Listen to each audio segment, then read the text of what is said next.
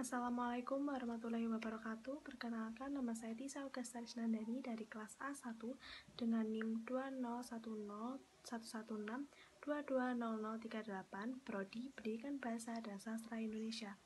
Di sini saya akan mempresentasikan hasil tugas saya, yaitu membuat scrapbook dari materi-materi yang telah diberikan oleh Ibu Nur saya, yaitu materi 1 sampai materi ke-9.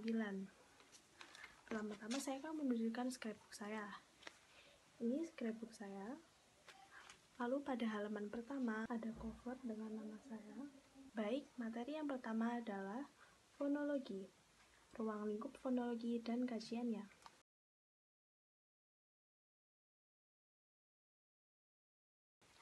Pertama-tama saya akan menjelaskan tentang fonologi terlebih dahulu. Fonologi adalah ilmu tentang perbendaharaan bunyi-bunyi atau fonem bahasa dan distribusinya. Fonologi diartikan sebagai kajian bahasa yang mempelajari tentang bunyi-bunyi bahasa yang diproduksi oleh alat ucap manusia. Bidang kajian fonologi adalah bunyi bahasa sebagai satuan terkecil dari ujaran dengan gabungan bunyi yang membentuk suku kata. Baik, langsung saja kita masuk kepada ruang lingkup fonologi dan kajiannya. Pertama-tama, saya akan menjelaskan tentang pengertian bunyi bahasa. Bunyi bahasa adalah unsur bahasa yang paling kecil. Istilah bunyi bahasa atau fonem atau font merupakan terjemahan dari bahasa Inggris, yaitu font atau bunyi. Bunyi bahasa menyangkut getaran udara. Bunyi itu terjadi karena dua benda atau lebih bergeseran atau berbenturan. Sebagai getaran udara, bunyi bahasa merupakan suara yang dikeluarkan oleh mulut. Kemudian gelombang-gelombang bunyi sehingga dapat diterima oleh telinga. Lalu, dalam fonologi ini terdapat dua bagian yang akan kita pelajari, yaitu fonetik dan fonemik. Fonologi berbeda dengan fonetik. Fonetik mempelajari bagaimana bunyi-bunyi fonem sebuah bahasa direalisasikan atau dilafalkan. Fonetik juga mempelajari cara kerja organ tubuh manusia, terutama yang berhubungan dengan penggunaan dan pengucapan bahasa. Dengan kata lain, fonetik adalah bagian fonologi yang mempelajari cara menghasilkan bunyi bahasa atau bagaimana suatu bunyi bahasa diproduksi oleh alat ucap manusia. Sementara itu, fonemik adalah bagian fonologi yang mempelajari bunyi ujaran menurut fungsinya sebagai pembeda arti. Selanjutnya, yang kedua, saya akan menjelaskan kajian bunyi bahasa. Kajian bunyi bahasa ini disebut dengan fonetik. Fonetik dapat didefinisikan sebagai kajian tentang bunyi bahasa. Pembentukannya, frekuensinya sebagai getaran udara, dan cara penerimaannya oleh telinga.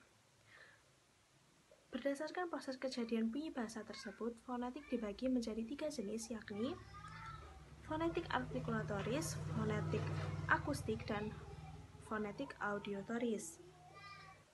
Fonetik artikulatoris ini adalah fonetik yang mempelajari tentang bagaimana mekanisme alat-alat bicara yang ada di dalam tubuh manusia menghasilkan bunyi bahasa. Fonetik artikulasi menyangkut produksi atau pembentukan bunyi bahasa oleh alat bicara, bagaimana bunyi bahasa dibuat atau diucapkan, serta bagaimana bunyi bahasa diklasifikasi berdasarkan artikulasinya. Lalu ada yang kedua, fonetik akustis. Fonetik akustis ini mempelajari bunyi bahasa sebagai gejala fisis yang berupa getaran udara. Dalam fonetik jenis ini dikaji frekuensi getaran bunyi, amplitudo, intensitas, dan timbrenya.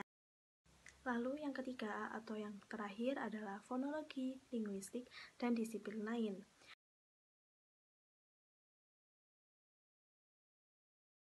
Di luar kajian struktur internal bahasa, yaitu fonologi, morfologi, dan sintaksis, ada bidang kajian linguistik yang lain, yaitu seperti semantik, leksikografi, sosiolinguistik, psikolinguistik, dan dialektologi. Yang pertama ada semantik. Kajian semantik ini yang meliputi semua tataran bahasa, juga banyak melibatkan kajian fonologi. Perbedaan bunyi pada sebuah pasangan minimal dapat membedakan makna kedua kata itu. Lalu yang kedua ada kajian leksikografi. Kajian ini memanfaatkan kajian fonologi dalam memanfaatkan penulisan entry atau lema dengan tulisan fonetik agar entry itu dapat diucapkan dengan tepat dan benar. Hal ini sangat penting bagi bahasa yang sistem ejaannya sangat tidak konsisten seperti bahasa Inggris. Kita lihat huruf U pada bahasa Inggris digunakan untuk melambangkan berbagai bunyi. Pada kata put, huruf U melambangkan bunyi U. Pada kata but, but, huruf U melambangkan huruf A. Dan pada kata heard, huruf U itu melambangkan bunyi E. Selanjutnya kepada materi yang kedua, yaitu tentang fonetik.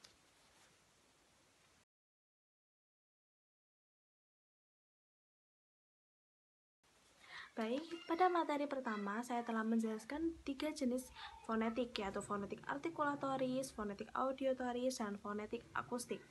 Yang pertama yaitu fonetik artikulatoris. Fonetik ini adalah fonetik yang lebih memfokuskan pengajian pada aspek bagaimana bunyi bahasa diproduksi atau dihasilkan oleh organ tubuh manusia yang berfungsi sekunder sebagai alat ucap. Berikut beberapa alat ucap atau bicara yang perlu dikenal, antara lain alat ucap yang pertama yaitu paru-paru, dan yang kedua ada pangkal tenggorok, ketiga ada rongga kerongkongan, keempat ada langit-langit lunak atau velum, 5 langit-langit keras atau palatum, keenam gusi dalam atau alveolus, lalu yang ketujuh ada gigi atau dentum, lalu 8 ada bibir atau labium, dan yang terakhir ada lidah. Lalu yang kedua ada fonetik akustis. Fonetik akustik mempelajari bunyi bahasa sebagai peristiwa fisik atau fenomena alam. Fonetik akustik menyelidiki bunyi-bunyi menurut sifatnya sebagai getaran udara. Dari penjelasan-penjelasan tersebut disimpulkan bahwa fonetik akustik ialah fonetik yang mengkaji bagaimana bunyi-bunyi bahasa mengalir melalui getaran udara. Lalu yang terakhir ada fonetik auditoris. Fonetik auditoris adalah fonetik yang memfokuskan pengajian pada aspek bagaimana bunyi ditangkap dan diproses oleh indera pendengaran manusia. Fonetik auditoris ini mempelajari bagaimana mekanisme penerimaan bunyi bahasa itu oleh telinga kita. Lalu selanjutnya materi yang ketiga yaitu tentang transkripsi fonetik. Berikut adalah skrip saya yang berisi tentang transkripsi fonetik.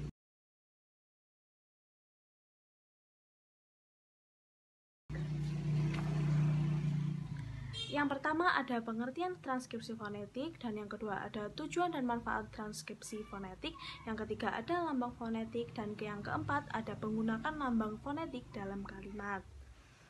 Transkripsi fonetik adalah penulisan bunyi-bunyi bahasa secara akurat atau secara tepat dengan menggunakan huruf atau fonetik. Huruf fonetik ini dibuat berdasarkan huruf atau alfabet Latin yang dimodifikasi atau diberi tanda-tanda diakritik. Hal ini disebabkan karena alfabet Latin hanya berjumlah 26 huruf, padahal bunyi-bunyi huruf sangat banyak, melebihi huruf Latin. Misalnya, huruf vokal hanya ada 5 buah yaitu A, I, U, E, O, padahal fonem vokal bahasa Indonesia saja ada 6 buah yaitu A, I, E, U, dan O. Lalu selanjutnya yang kedua ada tujuan dan manfaat transkripsi fonetik. Tujuan transkripsi fonetis secara etimologi bahwa transkripsi berasal dari kata trans atau pindah, mengubah, memindah, dan skripsi atau tulisan. Maksudnya, tindakan memindah dari lisan ke dalam tulisan. Kegiatan ini membutuhkan latihan yang terus-menerus sebab kemahiran menulis fonetis akan muncul secara baik bila seseorang mengadakan latihan secara kontinu. Lalu, tulisan fonetis ini dibuat untuk menyarankan bunyi bahasa. Artinya, apabila tulisan tersebut dibaca maka terdengar ucapan yang pernah didengar sebelumnya. Tentu saja tidak akan mirip 100% karena orang memiliki alat ucap yang berbeda sehingga kualitas suara yang dihasilkan akan berbeda. Selanjutnya yaitu yang ketiga ada lambang fonetik.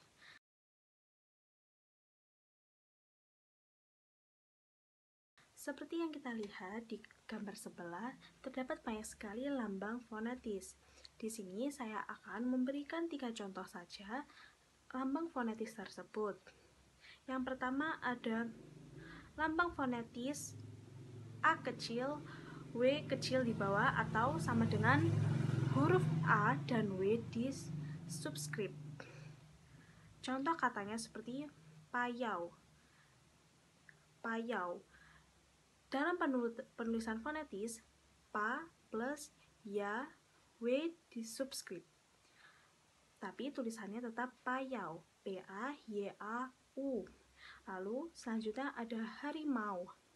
Harimau dalam tulisan fonetis yaitu H plus ri plus mau. Mau ini yaitu huruf A dan W subscript. Tulisannya tetap harimau. Harimau.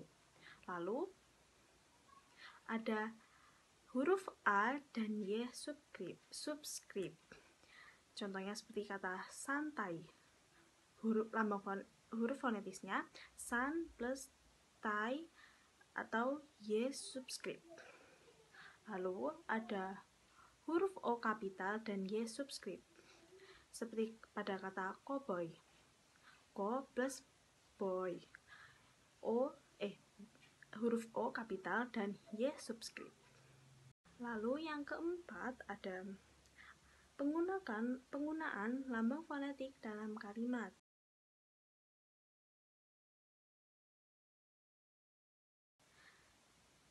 Di gambar sebelah terdapat banyak sekali contoh penggunaan lambang transkripsi fonetik dalam sebuah kalimat. Anda bisa membuat kalimat terlebih dahulu menggunakan huruf alfabet, lalu Anda bisa memberikannya lambang fonetik yang sudah saya jelaskan tadi pada materi yang ketiga yaitu tentang lambang fonetik. Anda tinggal menggantinya dengan lambang fonetik yang sudah saya cantumkan tadi. Contohnya ada kalimat saya ingin menjadi guru yang handal. Untuk pada kata ingin, Anda bisa mengganti huruf eng atau ng menjadi n yang berekor, lalu i bisa diganti dengan huruf i yang bertilde. Contohnya seperti itu. Selanjutnya, materi yang keempat yaitu alat ucap dan proses pembunyian bahasa. Ini adalah scrapbook saya pada materi yang keempat.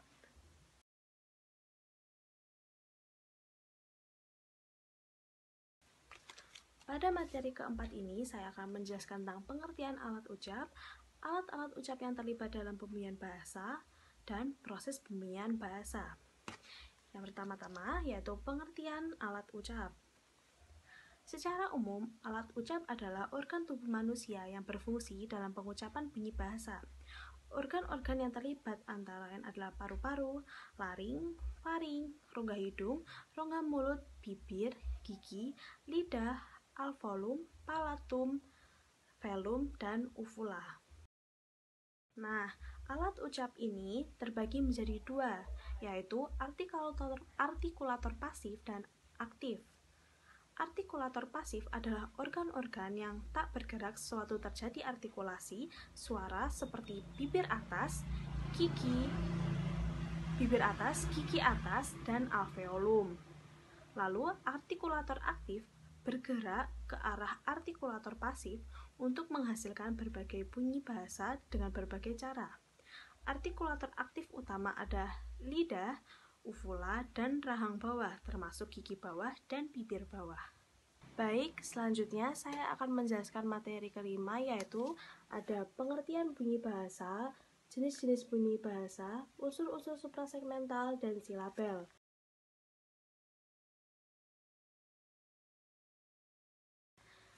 Seperti materi sebelumnya, saya telah menjelaskan tentang pengertian bunyi bahasa, yaitu bunyi bahasa adalah satuan terkecil, di mana istilah bunyi bahasa ini diambil dari kata phone dari bahasa Inggris yang berarti bunyi.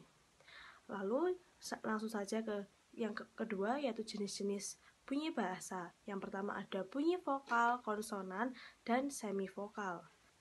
Lalu yang kedua ada bunyi oral dan bunyi nasal. Lalu yang ketiga ada bunyi bersuara dan bunyi tidak bersuara. Lalu yang keempat ada bunyi keras dan bunyi lunak. Lalu yang kelima ada bunyi panjang dan bunyi pendek. Lalu yang keenam ada bunyi tunggal dan bunyi rangkap. Lalu yang ketujuh ada bunyi nyaring dan tak nyaring. Yang kedelapan ada bunyi agresif dan bunyi ingresif. Yang kesembilan ada bunyi segmental dan bunyi suprasegmental. Yang ke-10 atau yang terakhir ada bunyi utama dan bunyi sertaan. Lalu yang terakhir ada silabel. Silabel